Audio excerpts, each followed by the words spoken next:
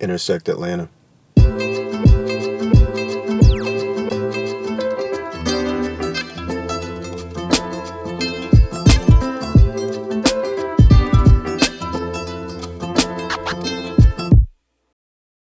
Honestly, Intersect was such an amazing show. Being in a place where you can handle the watches, get to see them in person, get to meet the people, sometimes even the owners, was an amazing experience. A lot of surprises for me, actually. I had my mind swayed on certain things, and we'll get to that later, but I'm just going to go straight down the list of how I traveled through all the different booths, starting with Fears. This is the Brunswick Aurora. This watch has a 40 millimeter case, mother of pearl dial with white printing and hand applied numerals. This watch features a sapphire crystal. ETA 2824-2 is the movement. Water resistance is 150 meters, and this watch retails for $4,860. Again, the dial grabbed me as soon as I looked down. It honestly took my breath away when I saw it. I love the case shape and the onion crown. The price is a bit steep for me.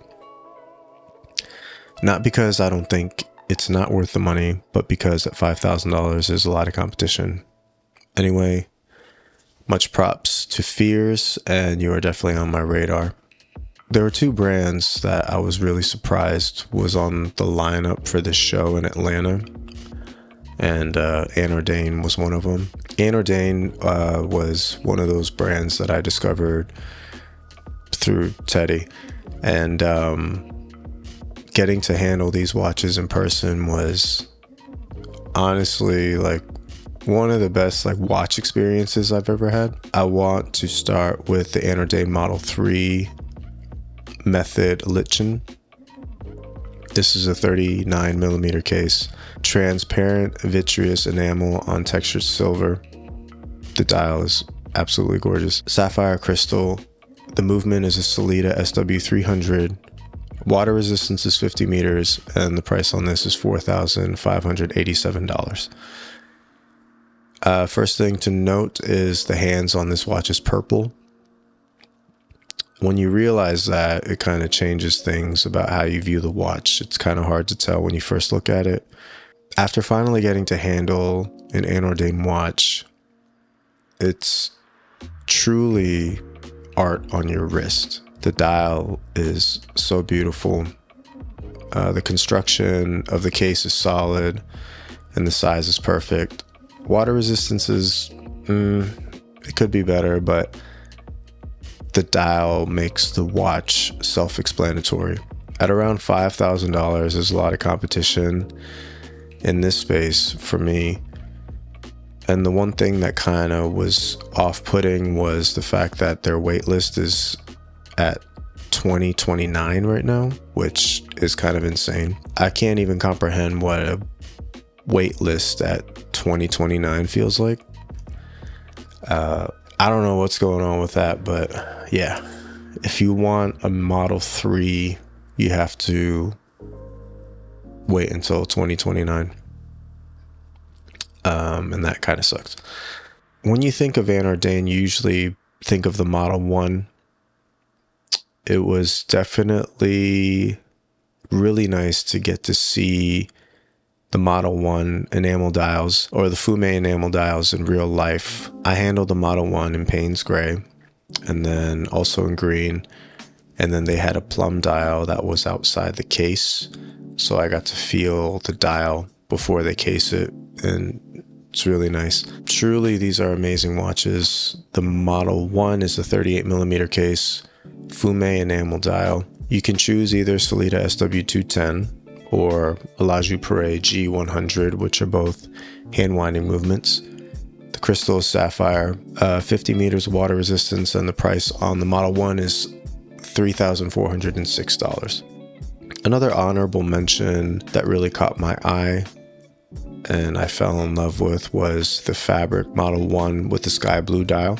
The price on the lacquer dial Model 1s are significantly lower at $1,700. I think most of these are available at the store right now.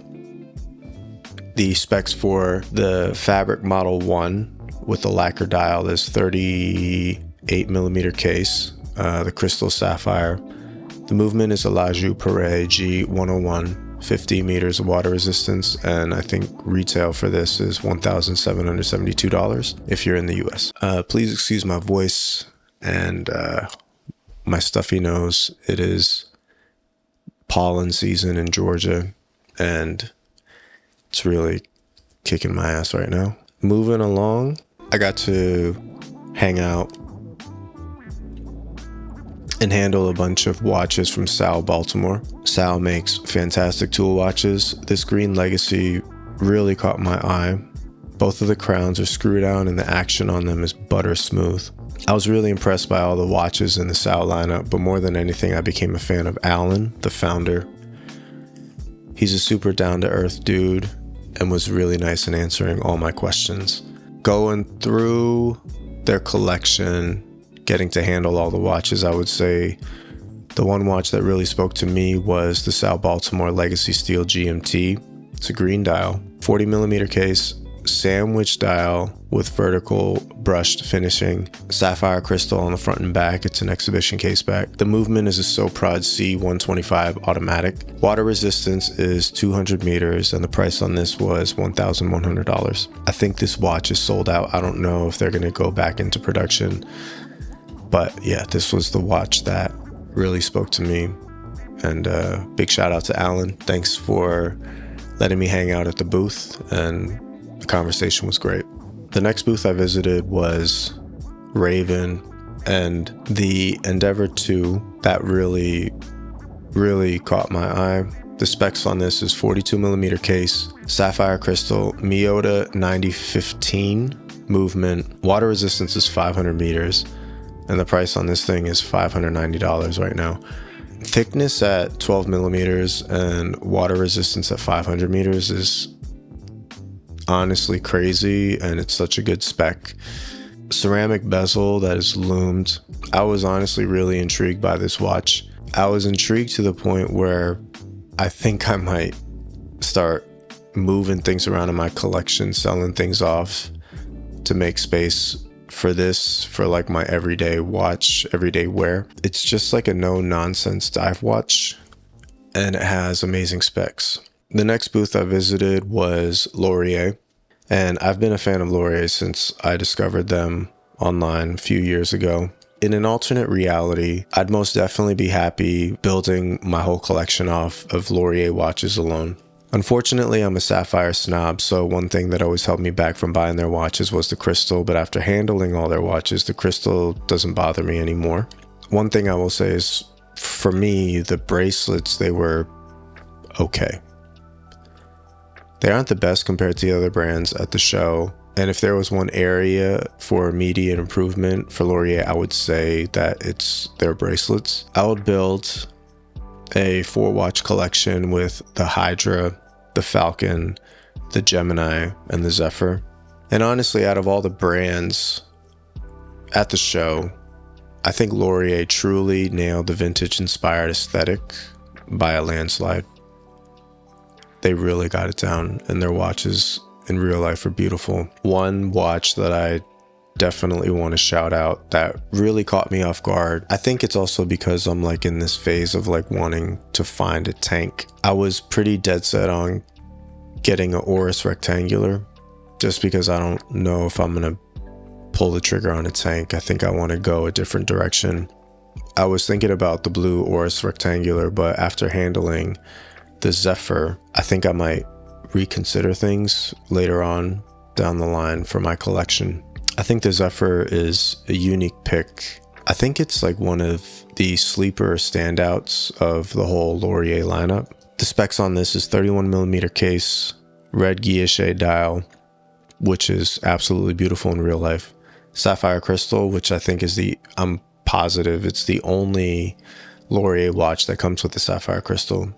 Movement inside is a Miyota 9029. Water resistance is 30 meters, and the price on this is $499, which is pretty amazing considering the level of finishing and the overall aesthetic of the watch. And I did really love that red dial. Big shout out to Laurier. I really enjoyed getting to handle all of your watches. There were two brands that actually surprised me a lot. You know, I've been hearing about these brands. You don't really take the time sometimes to like sit down and like look at what these brands have. But man, out of all the watches at the show, I think Astor+Banks was the brand that really caught me off guard. These watches are amazing. The dials, the finishing, the price point. Side by side with my buddy Eddie's OP, it definitely looks the part. These Astor+Banks watches, they exude class and confidence. The bracelets felt amazing, and the wearing dimensions are perfect, even for my small 6.5-inch wrist. The Fortitude is 38.5 millimeters and only 10.9 millimeters thick, including the crystal. This Sea Ranger M2 with the reverse panda color scheme is absolutely stunning and took my breath away when I picked it up. I love the matte dial and indices and that subtle touch of orange. Astor+Banks, you are 100% on my radar and one of the favorite booths I visited at the show. I knew going into the show Christopher Ward was going to be one of the big dogs. I was actually kind of surprised when I saw them on the lineup. So the two brands that I was really surprised was on the lineup was Anordain and Christopher Ward. I'm really happy that they were there. Christopher Ward's collection is impressive. And I finally got to handle the C1 Moon Phase, which has been a watch that's been on my radar for, I would say, about the last year, ever since it got released, on my continuous hunt for finding the perfect dress watch. That was the Moon Phase. C1 Moon Phase was at the top of the list for a long time. 40.5 millimeters definitely felt a bit too big for my wrist, but I still think the watch is great. It was truly breathtaking. The Adventurine dial, the loomed moon, the hands, the exhibition caseback, the overall construction and finishing, it's really nice. It was truly a blessing getting to handle this watch, and the bel canto was also breathtaking. But that's obviously where you get the noise. As the hour goes around, you will hear a chime of D. So we want it to be a happy noise. Yeah. And that's it. And at nighttime, just turn it off. One honorable mention is the C65 GMT. That watch definitely caught my eye. Jack Mason. Jack Mason is another brand that surprised me a bit. I was drawn to their Hydro Timer. It's a cushion style case that's reminiscent of the Seiko Turtle. The no date dial is perfectly balanced. The bezel action is amazing. Their steel is treated with scratch resistant coating. It's honestly the makings of the perfect everyday watch that can be dressed up and down with ease. The President style bracelet is done really well and makes the whole watch feel ultra premium. The brand is from Texas, and I like the subtle nod to their home state. All of their watches feature the Texas flag on the second hand, and the logo is the Texas Lone Star. Hydro Timer specs. 40 millimeter case. This particular reference has a glossy black dial. This is the one that I was attracted to the most. Sapphire crystal, Miyota 9039. Water resistance is 300 meters, and the price point is $7.99. Another honorable mention was the Elum, which is their dress watch. It had perfect proportions. It was only 9 millimeters thick, and it features a manual wound movement, which is the Sellita SW210. It's the perfect counterbalance to the Hydro Timer, and it also has like everyday wear appeal as well. The specs on that is 38 millimeter case, woven linen texture dial, which was absolutely gorgeous in real life. Sapphire crystal, Sellita SW210, water resistance of 50 meters, and the price on that is $949. I wanted to give a shout out to Peter that was at the Jack Mason booth. He's the designer of most, if not all, the watches. It was really nice to get to chat with you, and can't wait to see what you guys do for the rest of this year. Next up is Nodus. One thing that I respect about Nodus the most is their very strong, very pronounced design language that can honestly be spotted a mile away. Getting to handle their watches and seeing the price point convinced me that Nodus, from a value perspective, is hard to beat. Truly. I was drawn to 2 pieces from their Sector collection, and their Trail Trekker collab with Raven is an honorable mention. Specs on the 369 Sector Sport is a 38mm case, gorgeous sunburst marigold dial, sapphire crystal, Seiko NH38 movement, water resistance is 100 meters, and the price point on that is $475. Sector GMT Tuxedo, beautiful watch, really caught my eye. 38mm case, silver sunburst shimmer dial, sapphire crystal, Seiko NH34 movement, water resistance is 100 meters, and this watch is going for $525. Big shout out to Cullen from Nodus. It was very nice to get to meet you.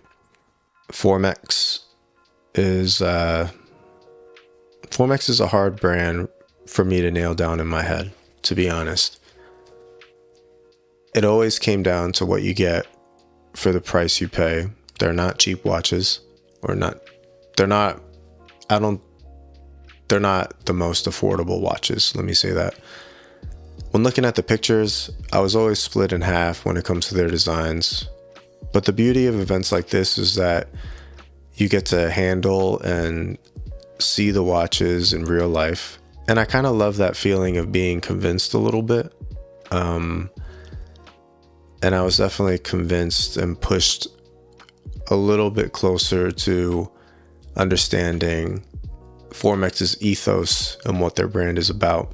I was really impressed by the case suspension system that they have. I thought that was really cool. And I think the watch that spoke to me the most was the Formex Baby Reef. Gorgeous sunburst blue dial. And the bezel, the ceramic bezel on that has a Yachtmaster vibe, and it just really exuded this like aggressive but refined tool watch manly energy, and I really love that. Specs on that is 39.5mm case, sapphire crystal. Movement is a COSC certified Solida SW300. Water resistance is 300 meters. The price point on that is $1,960. One thing about the Baby Reef was that it was only 11mm thick, and for a dive watch, that's pretty nice, I will say. And then I got to handle the Essence in the white dial, which caught my eye. Specs on that is 39mm case, sapphire crystal, a COSC certified Solida SW200. Water resistance is 100 meters, and the price on that is $1,590. I think Formex was the only brand that had COSC certified movements at the show. So that kind of justifies the price jump, considering for me, like if I had to put Nodus and Formex side by side, and I wanted to make a choice on which watch that I would buy, I'd probably go with the Nodus, obviously, because I think you can't beat the value. Because, the 2 watches that I loved from the Nodus booth were both under $1,000, which is pretty insane. But with Formex, it's like, you got the case suspension technology, the rich history of their parent company building cases for a bunch of other watch brands. It's something that I think that I've changed my mind a bit about Formex. I've kind of eased up on my position against them.